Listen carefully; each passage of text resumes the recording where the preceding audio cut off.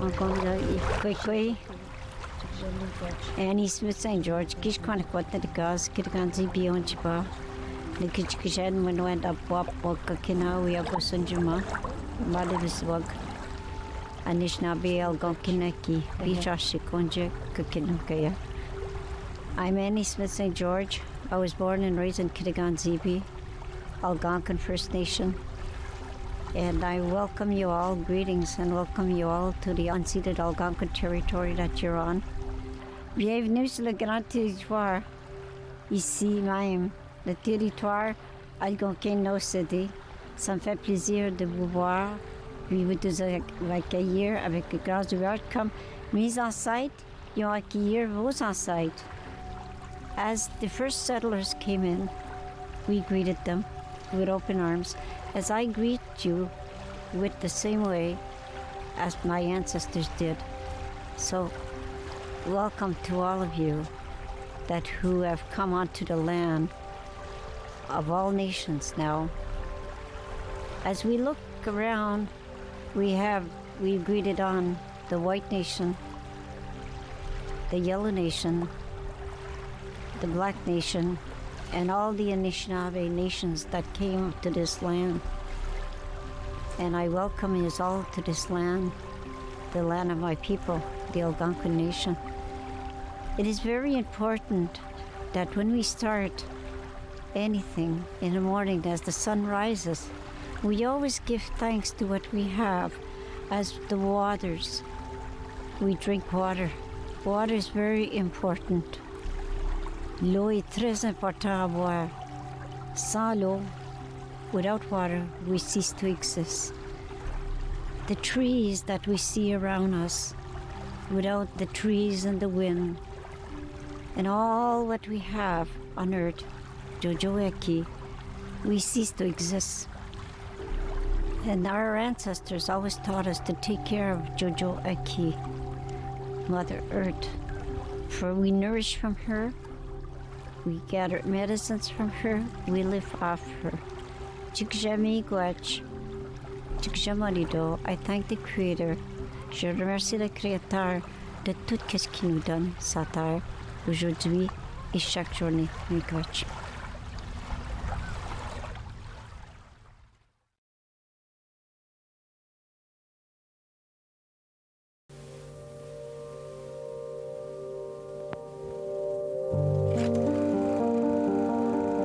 This land draws you in slowly. It isn't vast cityscapes punctuated by flashy architecture. It's more subtle, more wild.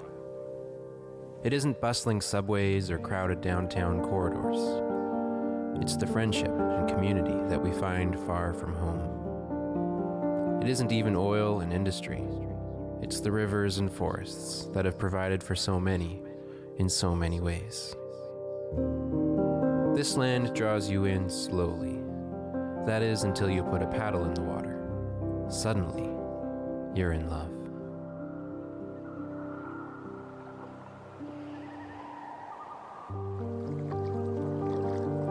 You're in love with misty mornings on northern lakes and endless sunsets that stretch across the sky.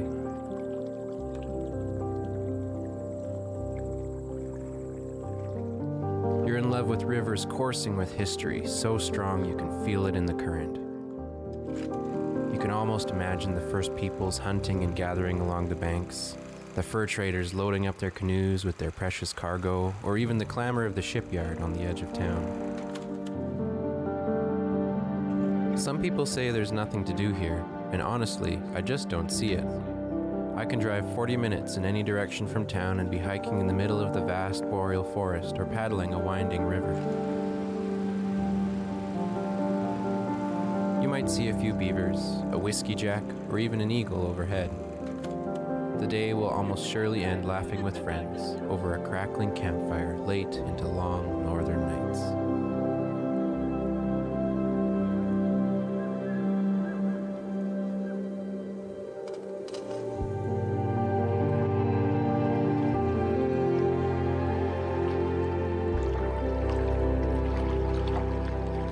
Thing is, you won't really know what I'm talking about until you experience it for yourself. this land drew me in slowly.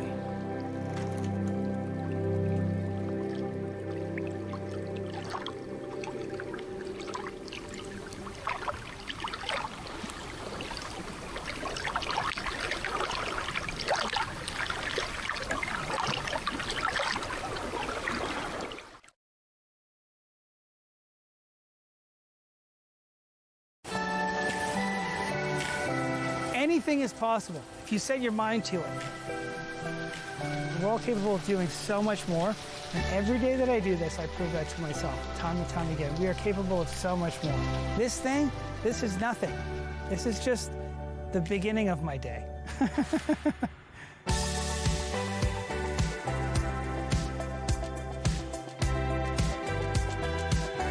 My name is Mike, and I'm hiking the Chief every day for a year. The Chief is Canada's largest sheer cliff, and it's located just outside of Vancouver, British Columbia. A lot of people come up here. It's the hardest hike of their life, and it normally takes anywhere between 45 minutes up or 4 hours. There's about 5 minutes left. Yeah.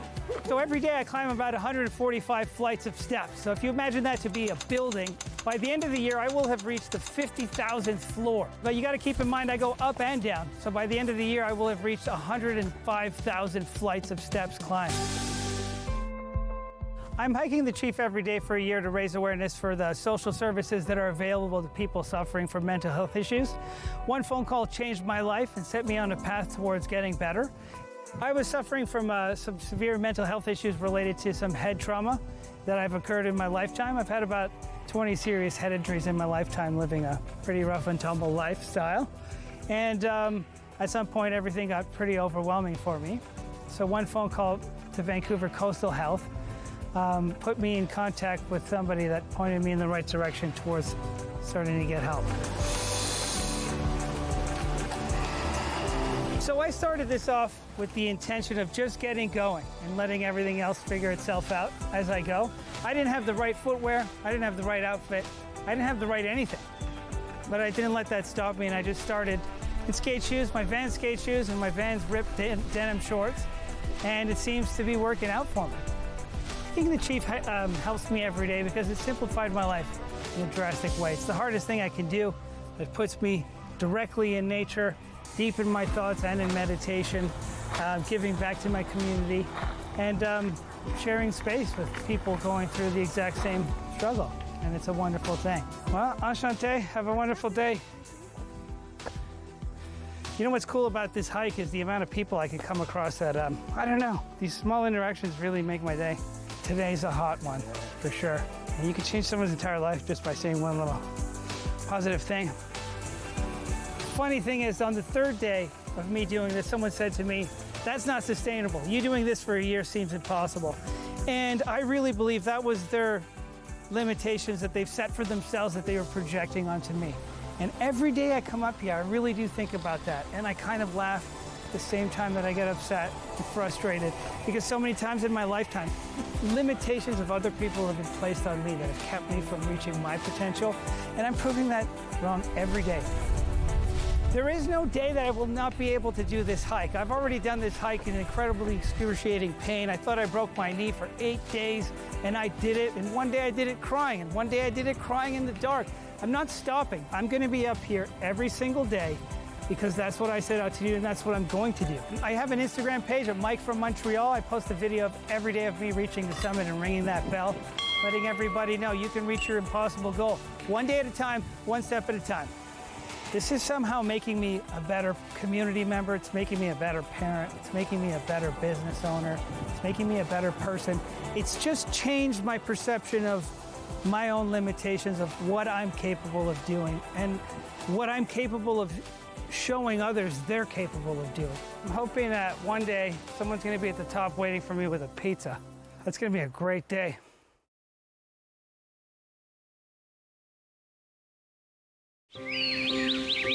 I love farming.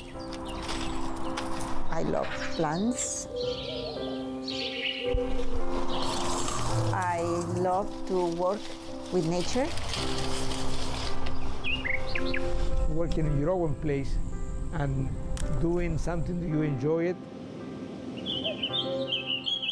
is a dream come true.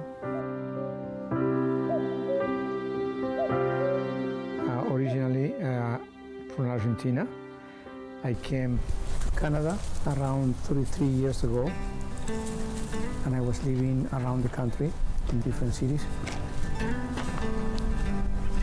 We decided to move to the Okanagan because when we were traveling, we fell in love for the beauty of the lake and the agriculture. I was born in a ranch back in Argentina. I never had a chance to work with them, but life took me back into be a farmer. So this isn't my route. The nature in here is close to where I came from. The lakes, the mountains, and the orchards. I moved so many times, and finally, I find my place. We purchased this farm in 2015. And we decided to go organic. My family back in Argentina, they never put any chemicals, they're all natural. And I grew up in that way, so that's the reason that I believe that's the way to work, that's the way to live.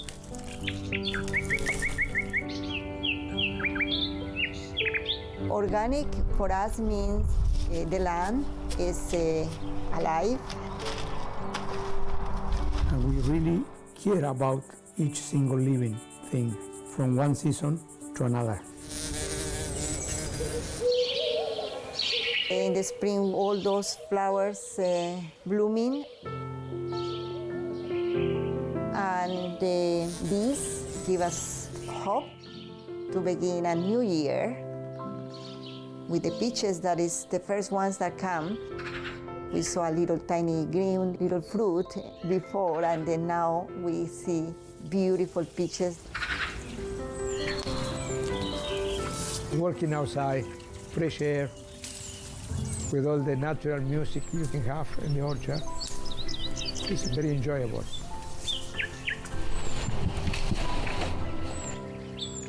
In the fall, we do harvesting of the apples.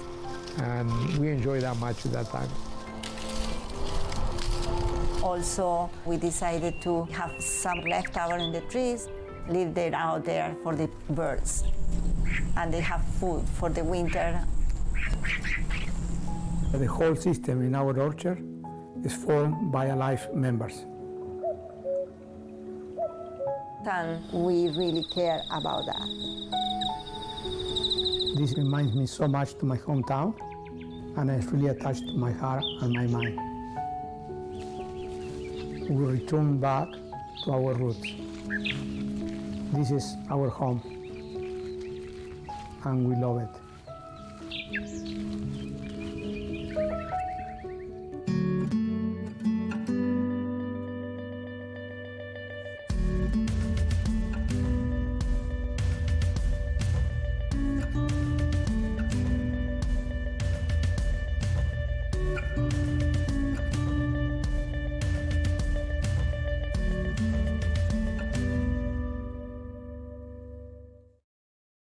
Imagine truth. Imagine justice. Imagine resolve, creativity, understanding. Imagine hope. Imagine this Canada.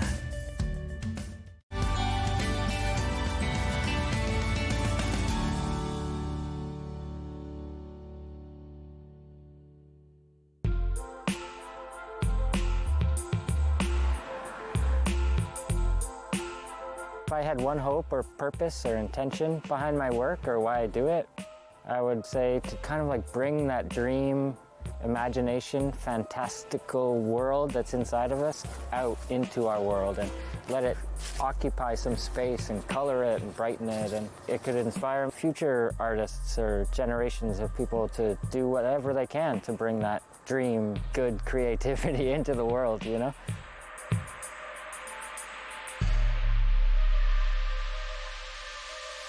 Artists or not, we have like a great opportunity, especially right now, to do small, subtle things and change and make it easier for whoever comes next. When I was a kid, I was like, what do I want to be when I'm older? You know, everybody's always asking you. And my first response was Batman, just like to be that vigilante superhero type thing. And they always said I couldn't do it. So then I changed it to artist, and people still told me I couldn't do it. But I just kept up with that, and then I became Catnip. And that was kind of like my Batman. So I achieved it, yeah.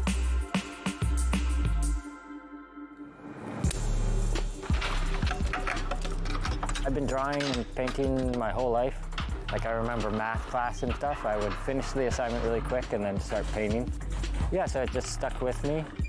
I've always been sustained by my art, but like at first it was very small amounts, you know? Like I tried to do normal jobs, but it just wasn't really for me. All I wanted to do was draw, so. Now it's really good. Like I'm stoked to be able to create for my community and make art for a living. It's always a surprise. I wake up and I'm like, oh, what should I do today? Well, make art again. From a community level, I was always kind of like accepted, you know, people liked what I was doing. At first I would go out with friends, do like little street art pieces here and there and kind of like beautify the town. And one particular time we got reported by someone out in the harbor when we were underneath this bridge. Me and a good friend of mine, Adam Cram, who's sadly not with us anymore, we got caught together and had to face the justice system, which took a long time, like 6 months. And then because of that, with him, we got to know city council. We got to like schmooze with all these people who like opened the doorways for us, gave us art shows and tons of opportunities. From that, I kind of like became more in the eye of the community, and people started wanting like their garage doors painted or sides of their businesses, and even the city would reach out and let me paint something for them, and that was like awesome. And even a couple times I wrote proposals. I asked the city and they just totally unanimously let me, just because they wanted to do it. And then led to this big one, which was the water treatment plant, which the whole community actually raised money for it. Bringing art into the picture kind of is an easy way to beautify a space and revamp it. And so I think there was a big demand. I came in at the right time and people just wanted more and more murals. Still, to this day, I get so many projects now. In communities like this, like color and beautification projects can really improve areas, like especially since it rains a lot, gets cold, and you can go out and go for a walk and see this piece of art that's a piece of the community, tells a bit of the story of the place, and just affirms a little bit of like happiness in the place. Yeah, it's kind of a weird wiggly one, but I realized I didn't like really look at it while I was painting it, but it was fun. If I could have any hope for my work and what its purpose is, I would hope that it sort of links our reality and brings that glow in from the fantastical dream world of our inner selves. All that hope and creativity just out in the world for us all to see and share together. And I hope that it can inspire more people to color their towns or add whatever they can to their communities and places on the earth.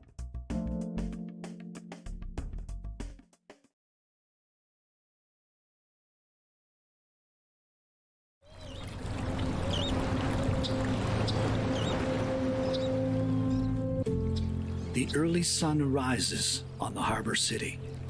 The light rays slowly work their way down a lone figure standing watch over his city. The sun porch of Canada, jewel of the West, is Nanaimo.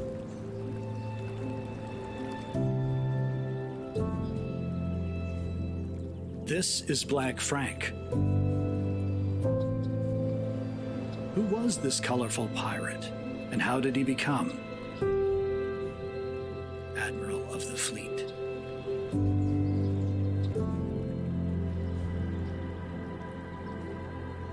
In 1918, Frank James Ney was born in England. He was a World War II pilot who served for both the Royal Air Force and the Royal Canadian Air Force. He moved to Nanaimo in 1946 and would make the city his home. He was actively involved with real estate development, and came up with many of the unusual, quirky street names you can see today, such as Twiggly Wiggly Road, Bergen Obzoom Drive, Bobolink Way, and Chickadee Crescent. Frank Ney was first elected mayor in 1968, and from there he would go on to be Nanaimo's longest-serving mayor and man the helm of the city for 21 years. He also expanded his political resume by serving as the Social Credit Party MLA from 1969 to 1972. He was a constant ambassador for his hub city and was always promoting it with many events, showing Nanaimo as a destination point. Events such as the Boxing Day Polar Bear Swim in Departure Bay, which began back in 1957. And that tradition still continues today. But no event would be bigger and better known to the world than this. The year was 1967. Canada was celebrating its first 100 years. Nanaimo real estate salesman Glenn Galloway suggested a unique and definitely different idea to Frank Ney, who was then Nanaimo Centennial Committee chairman. Every year we ran a swim from Nanaimo over to Protection Island there, and Glenn suggested that we float some bathtubs besides the swimmers to give it a little more color. And I thought, well, bathtubs will never float. But he was a very good salesman, so I didn't want to hurt his feelings. So I said, okay, we'll give you a $500 budget. If you make a bathtub float, we'll make some and do it. So, my gosh, he got a bathtub to float, and then he got so enthusiastic. Next thing, he put an engine on the back of the bathtub.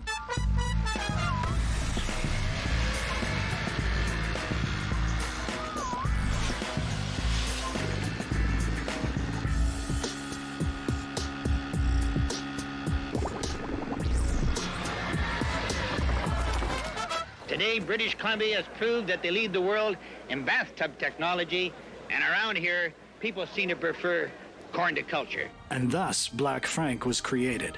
Year after year, event after event, Frank would don his pirate costume and parade around the city with his sword in hand whistling.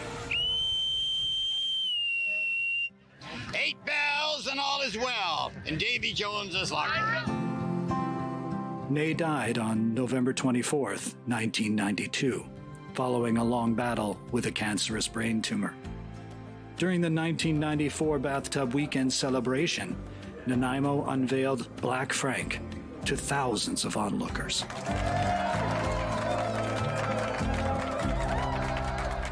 Embedding this character into bathtubbing culture forevermore as he continues to watch over his Nanaimo harbor.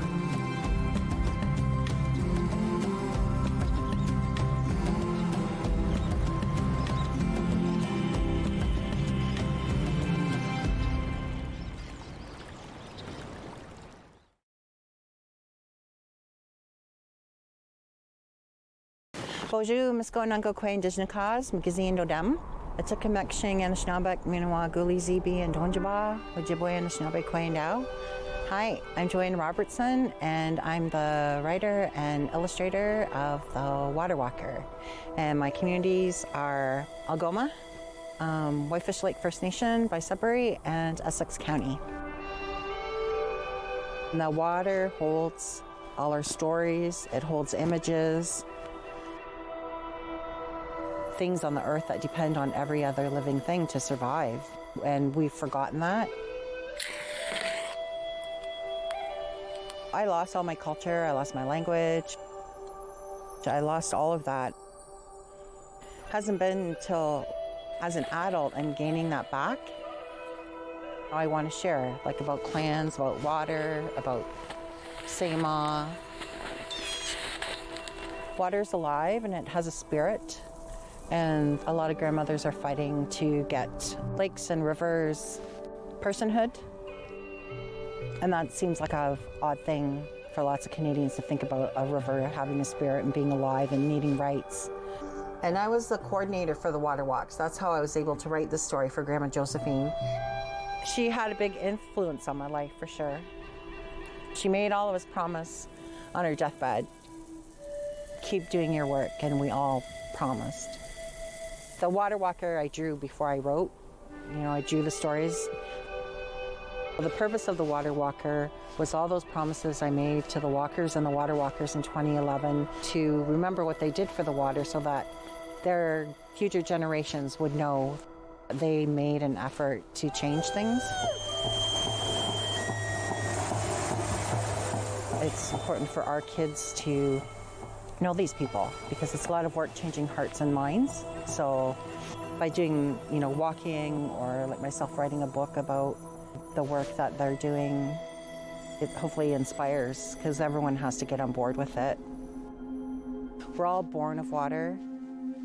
We all need water for life. We're all made of water. Like an arrow, his words pierced Nokomis's heart.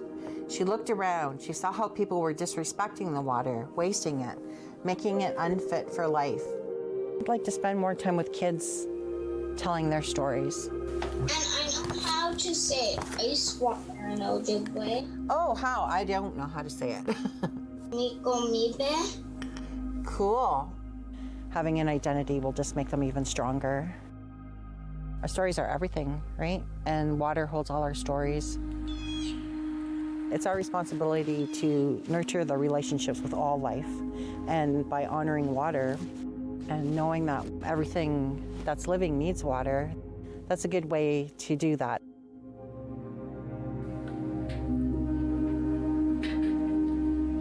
It's not our right to water.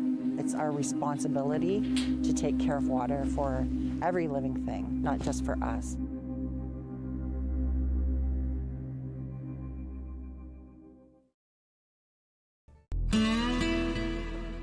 Imagine our capacity to create, to allow the full expression of our being to pierce the hearts of others. Just as the sky paints itself in violet hues and we bask in awe of the sunset, the taste almost of citrus, as the sun wakes and rests, same as the chest rises and falls. Imagine being at ease with the fullness of our identity, just as the mountains crash through the clouds with full intensity. So too are we lifted by the land, grounded in the wisdom of the trees that breathe into us as we enter the openness ablaze. Imagine where we may belong in the midst of it all, as we surrender ourselves to the gentleness of the river that ripples under the caress of the birds congregating in silence as they bend the air before us. Remember, same as the soil that lays at our feet, we are sacred with a story and breath of our own. In the reflection of the land, we are free in our wholeness.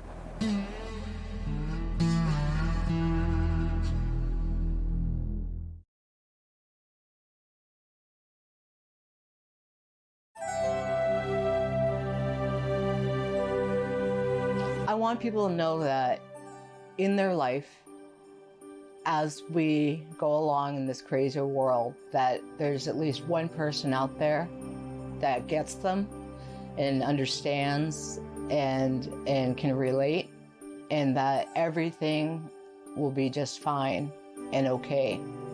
And even if their life is troubled, or if they are down, or even if they're happy, that you have one person out there that's rooting for you, that's on your team, that's on your side. And that's me.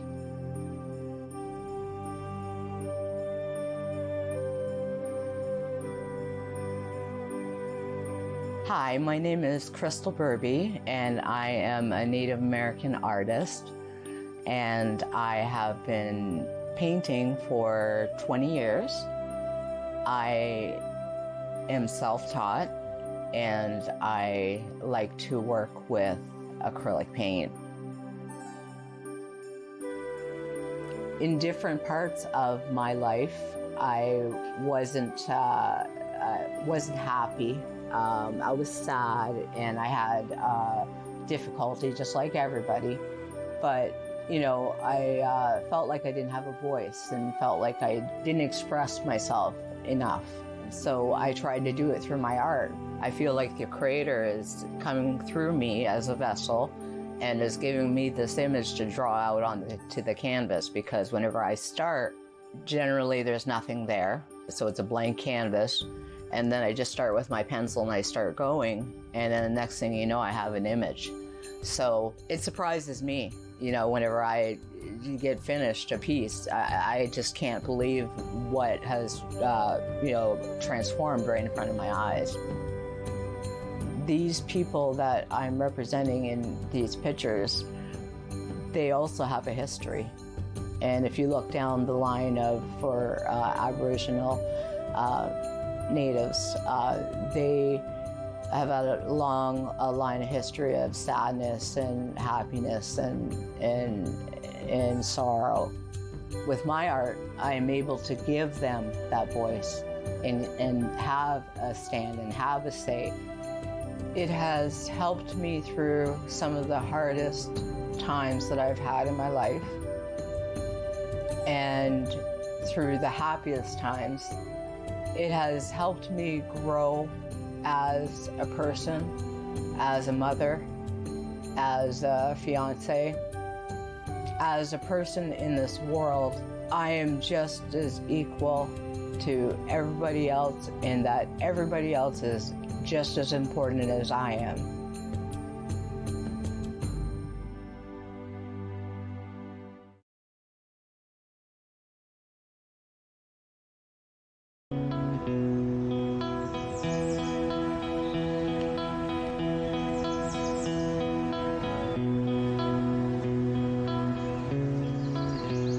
My first running experience was in Hawaii. Kelly had signed up there when we were on a holiday to do a 5K. And she's my inspiration, by the way. So I started running with her, and after we had done the first loop, I thought, well, you know, I'll stop now. And I wish I'd kept on. That would have been my first K, but it was my first 2.5K. And after that, I started running in Ottawa, the 5K, and then the 10K, then the half marathon, and that's it, you know. I've been doing that since the age of 70. I'm 82 now. God. I have a friend, I call him my coach actually, who said, well, Helen, if you can do 5K, you can do 10, you know. And then the next time it was, well, you can do a half marathon, and then he said, well, then you can do a marathon. So I've done 4 of those, but I think my marathon days are very, very much over. But half, I'm still game to try. Yeah, I think I've done about 70 races and all. It might be a little bit more, because for about 10 years we were doing at least 2, if not 3 half marathons.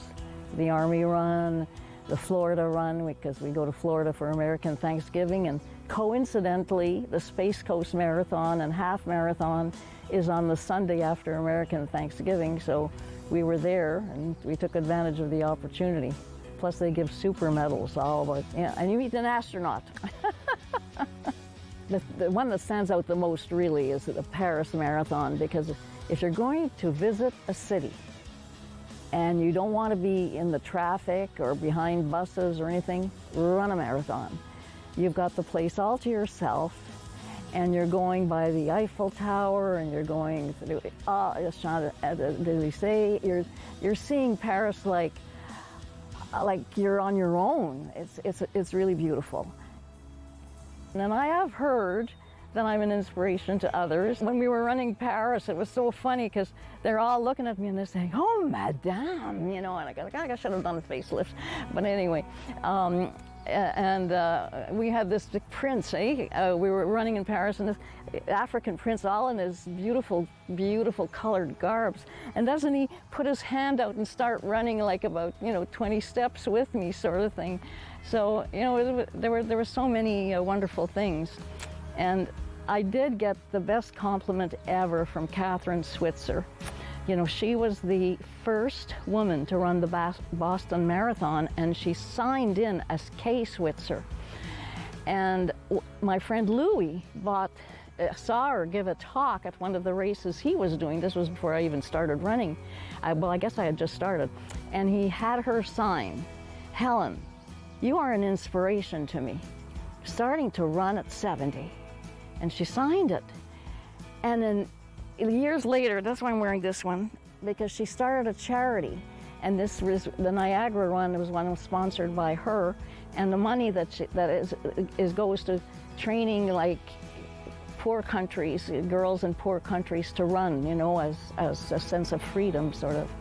And Catherine Switzer, I brought that book to her when I ran Niagara, and I said, look, you know, you signed this.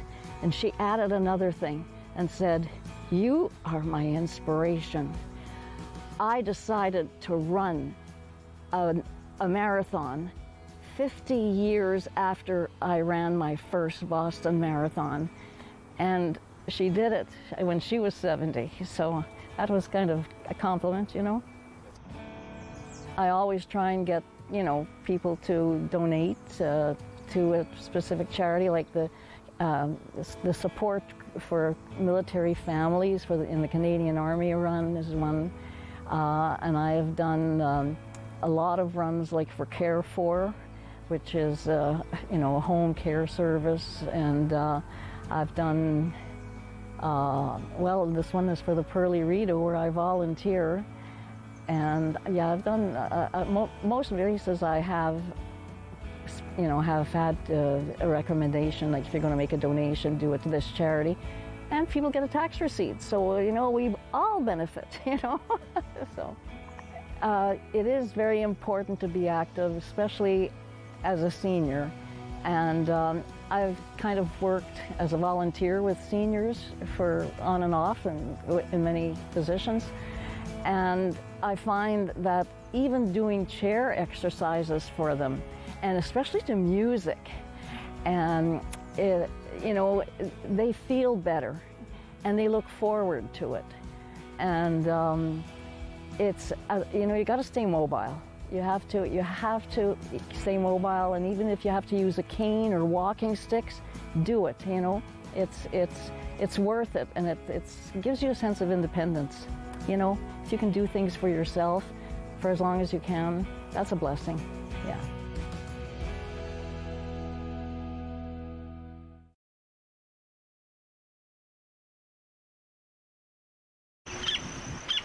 The water is a major resource for all of the Okanagan Valley. That's our drinking water source. It's just too important to just be filled with garbage. We are about to head into the water and go see how much trash we can pull out of the water to make it better for everyone else. Lots of boats go by, lots of people using it. Gets a lot of use every year. One of the regional park staffs we've done, we found an iPhone, came across the owner. So he said, you can keep the phone, I don't need it. So now it sits on my shelf. The iPhone still works as well. I've been diving for about a year and 2 months. It is something that I try to do at least 4 times a week because that's how much I like being in the water. And the only thing I have to focus on while I'm diving is breathing. Super calm, and it's all in all just a fun time. When I was younger, I always wanted to be a marine biologist, and this is the closest thing I can get to it around here. I also love making my YouTube videos. It shows people what's down there, so they get to see what's in all the lakes around the Okanagan. You find a whole bunch of little stuff that most people would slip out of their hands or they'd go swimming with and drop it. You never know what you're going to find in the water, and it's always a mystery when you do find things. Hoping to find a few treasures, but as much trash as we can find is always good. Have you ever found the Ogopogo before? Well, technically we found the Ogopogo. We found a statue made out of concrete. It is located at Paul's Tomb at the bottom of Knox Mountain. We surprisingly saw one of his videos where he was actually cleaning the lake bottom off of one of our regional parks, and we thought, you know, this is a young man that's doing something at one of our regional parks. We'd like to help him by dealing with the garbage that he collects, but also by providing access. It allowed them to do a social dive and at the same time do some good while they're out there having some fun. We're mainly doing it to keep it safe for little kids that would be swimming. Kids can step on broken glass, broken cans, anything of that sort, and we just don't want that to happen because it's not fun. Keep everything out of the water as best we can. Protects the fish habitat because fish can get stuck in the bottles. Bottles I've pulled out of the water, I have actually found fish still inside of them. The more we get out, the less fish get stuck and die. Garbage in the lake nobody can see unless you are a diver, so it's really important to tie into divers like AJ. I struggle finding people to dive with on a regular basis to continue doing what I want to do, and that's keeping the lakes and everything clean. can get people out there and doing something different. My future thing would be to do diving full time and constantly be in the water every single day. Don't throw your cans and bottles into the lake. I get that it's out of sight, out of mind, but we have to go in and clean it up, and it's affecting the habitat that we only have one chance to keep clean, and you guys are destroying it.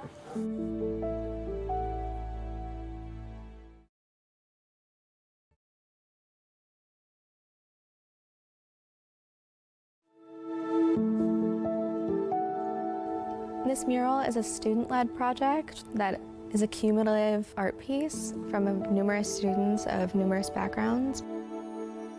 There are a lot of facilitators, like teachers and different artists, that helped us along the way.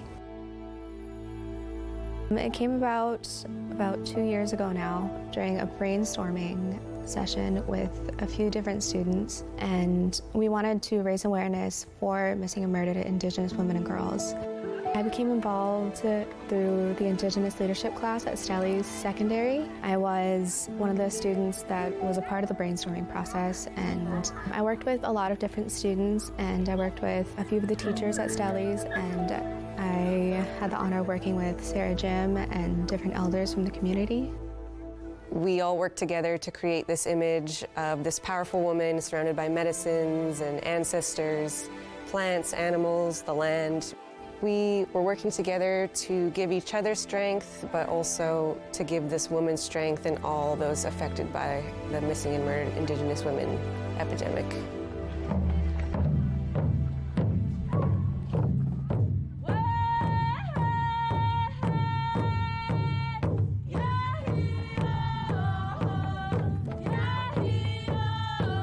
The mural is a constant reminder that change needs to be made, and I think the best way that people can do that is to view missing and murdered Indigenous women through an Indigenous lens.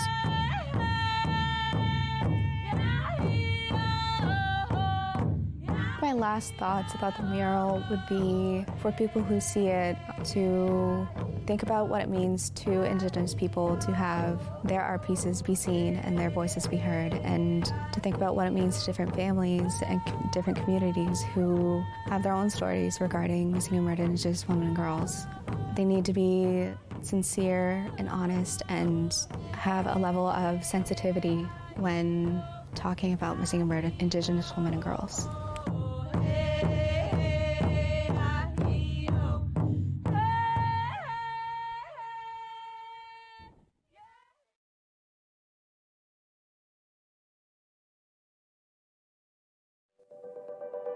No matter where we live, it is so important to preserve and showcase the beauty of that area.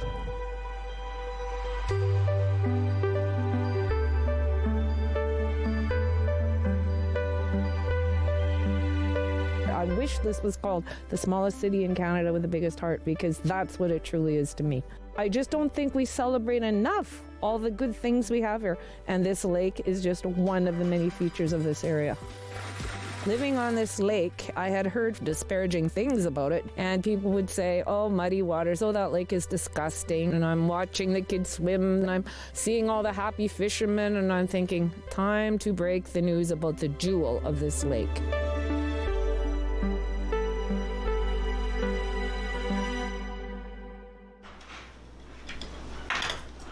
It seems like a minute passes, a day passes, a month passes, a year passes, life passes.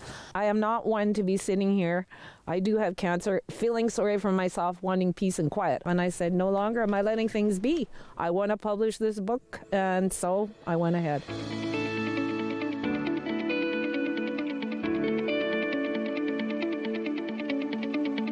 The book is about characters that live in the water in this end of the lake, and their role is to stop pollution and create little hobbies for themselves in the water.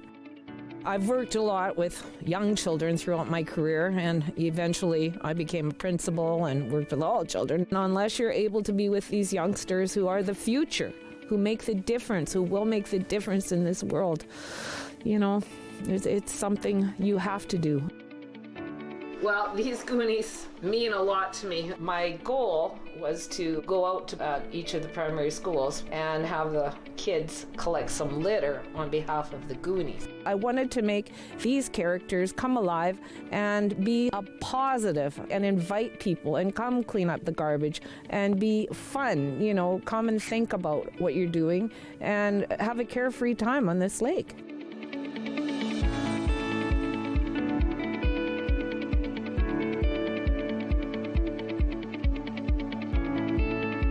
I go as hard as I can, as much as I can. I had 5 jobs before the Big C came along, and I was president of a couple of organizations, and that makes me so happy. The more I can do to find causes that I think are very worthwhile and will make a difference. To me, that's tasting all the tastes of life, and I want a part of that all my life.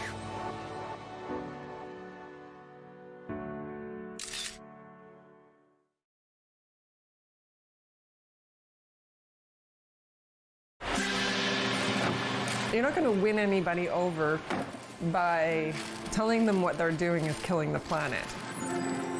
Marcia wants everyone to be better, and she's doing what she can to bring out the best in everybody. My name is Marcia, and I'm a garbologist. I did a lot of activism in my days, and it is exhausting at times, but I will never stop. There's plastics, for example, that can be recycled. There's a champion. The community has a champion sitting amongst the ranks of the city staff. I get a great sense of accomplishment from helping others. I do encourage you to subscribe. But really, at the end of the day, my family is everything, and that really motivates. To me, I want my kids to have a future.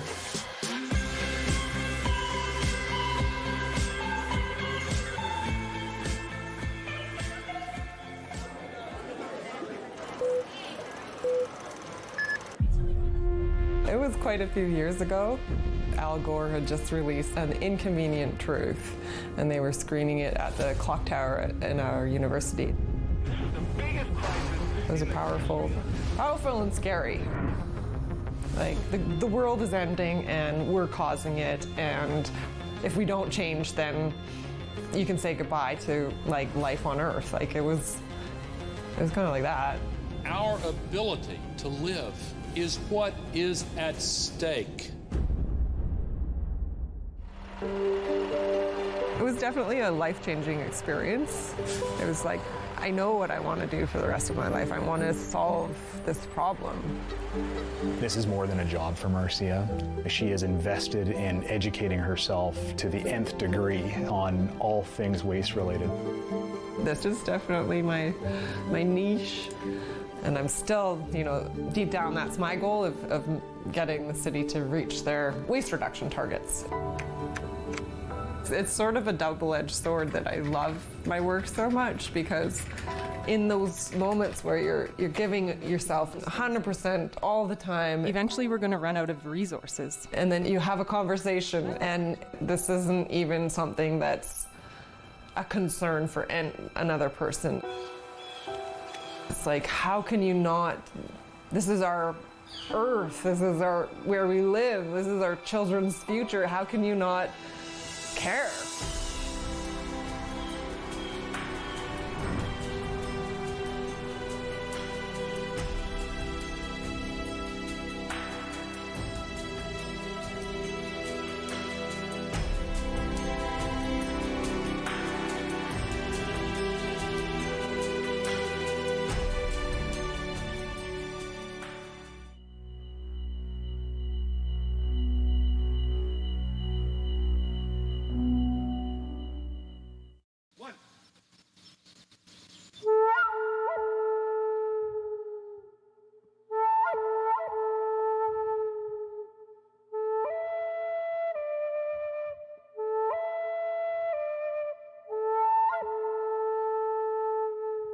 Du si hakkunga bitu hakchomi si volle pavanun atuktolang tumi tigo mekunga kayu sinekara angayok kanodo kaya lauma. I have a language that was born with time pass on through generations. One of a kind, keep it close to me, close to my heart. Share for all to hear, I will do my part. Ubigo sa bunga. Je suis fière.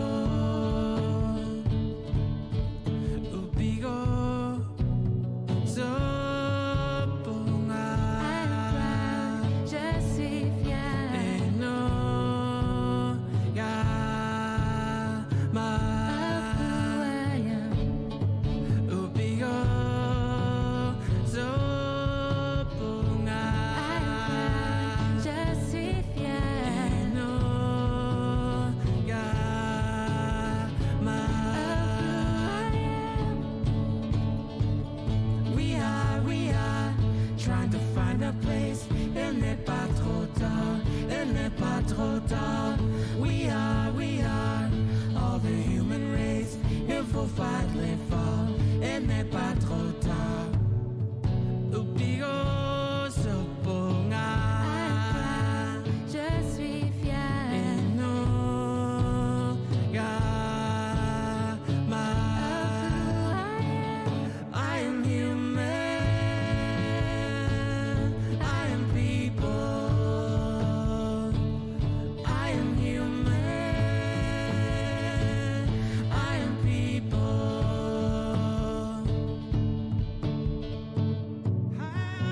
Our elders say we were given our languages from the animals, from the trees, yet we cut them down. Many things have been taken from our people, yet we are still here. Our languages are not lost, but simply resting, waiting to be reawakened.